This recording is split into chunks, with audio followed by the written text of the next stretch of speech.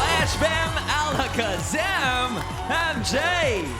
Standing ovation from JK. MJ, we're wearing purple tonight. Pero you painted the studio orange with that beautiful rendition of a Nat King Cole classic. Palapakan po natin si MJ.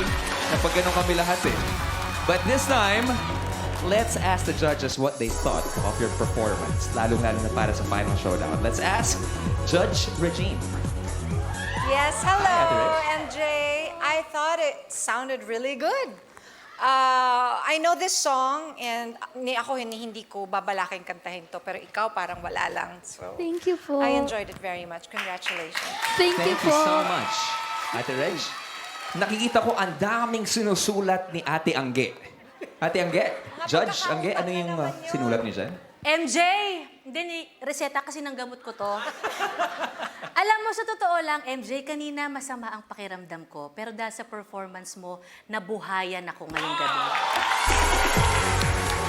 Sobrang ganda nung pagkakakanta mo. And alam mo kasi bilang isang singer, importante na nag-e-enjoy lang tayo pag nagpe-perform tayo. At yun ang pinakita mo sa amin ngayong gabi. So, congratulations. Thank you po.